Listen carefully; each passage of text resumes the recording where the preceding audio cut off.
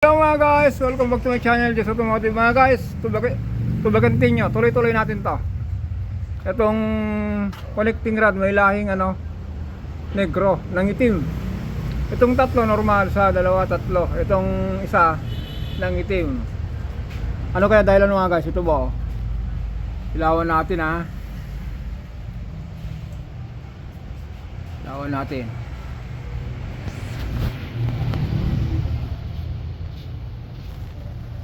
Yon. Kitang-kita nyo po, nasunog. 1, 2, 3, 4. Pero yung sunog na mga guys, number to.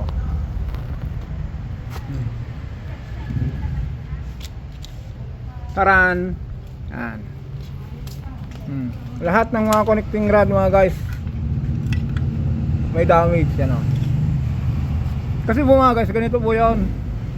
Iwasan nyo po yung, ito po kasi hindi natin masisi. Kasi ano po ito, panglaro sa mga pang rally, mga off-road. Ito po. Yan. Ang masaklap kasi dito mga guys, nung nakaraan sa Kawas Tarlac naglaro ito sa Tres Martires, Cavite. Sayang, may laro sana sa Baras sa Biyernes, Sabado. Kaya lang po mga guys, yung bomba ng langis na black. Ito ba? Tatakpan po niya, nayubi pa nga yan, humalik dito. Ito, pinitpit na natin to. Hinilot na natin to. Kasi ito mga guys, tinamaan ng bato na ganyan, na black yung oil. Kung hindi na po nakabomba ng langis, tinamaan na po itong mga itong mga journal niya. Ayan. Kumuha ako ng sample mga guys sa Conrad bearing. Yan, pare-parehas. Ito naman mga guys, main bearing, meron din tama. Ito Conrad po niyan. Lahat may tama. Yung main bearing po tumanggal po tayo rito sa sa number 4. May tama rin. Yun po yung ito po yun. Yan. Ito po yung story nito mga guys. 3S GE engine po ito.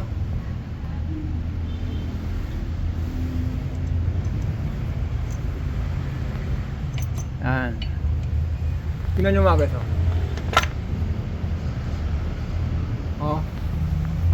Ito po yun. Yan. Ngayon mga guys, gagawin natin to. Kasi ilip natin sa sa machine shop. Itong may tama na yan, yung number 3. Pasilip natin sa machine shop kung anong sukat ang nito, kung 25 ba, 50, 75 o 1,000. Kung 25 mga guys,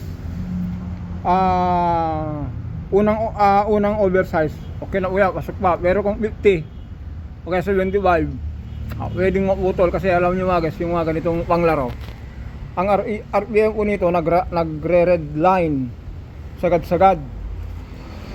Ito po, maganda naman po yung bomba ng langis niya. Yun nga lang, naging problema na black po ito. Tumama yung yung crankcase sa bato, nag-collapse dito, umangat, ito naka-black. Blinak niya po yung yung pasok ng Kaya basta nyo mga guys, ito nayubi ba dahil dito na black. Parang ayan, na-put sa Ilocano, na-put. Hindi nakapasok yung langis sa sa bomba ng langis. Kasi mga guys, ito yung bomba ng langis niya. Ito po yun. Ito po yung bomba ng langis. Ito po. Ito po siya. Yan.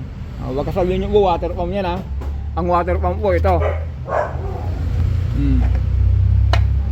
Ito yung water pump niya. Ito po, bomba ng langis. Ito po sa yan, sa harap. Yan ang naging problema nito mga guys.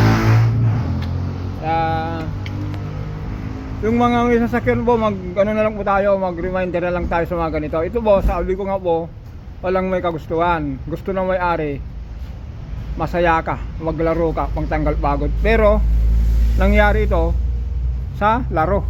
Pero yung mga may-ari ng sasakyan mga guys, yung mga bumibili ng probinsya, meron pinupunta na rough road, minsan po may mga naglo-lowered, yung mga kotse na naka-lowered. Ganun din sa mga SUV ngayon, meron naka-lowered, mga Montero ngayon naka-lowered eh. Pero no, once na tinamaan yung crankcase nyo mga guys, ganito rin mangyayari. Ulitin natin mga guys ha, ito ba hindi ho kagustuhan ng may-ari. Wala siyang sinisi dahil naglalaro siya rito, nag-i-enjoy. Kaya lang mga guys, hindi natin maiwasan dahil tumama yung bato sa crankcase, na-block ito. Kaya ulitin natin mga guys, yung mga may sasakyan, kahit anong sasakyan yan, Toyota, Mitsubishi, Honda, Mazda, Ford, kung umuwi ka sa probinsya, kung gusto kayong dalawin, may mga kamag-anak sa bundok, minsan kahit hindi natin kaya, inipilit para madalaw lang, ingatan nyo lang yung bato-bato na daanan. Wag utatamaan yung crankcase nyo, pa-block yung strainer ng bomba, mangyayaring ganito. Tingnan nyo mga guys, itong 3 may tama rin, itong 4 may tama. Ang pinakamalala 4, 2, 1. Ito po yun.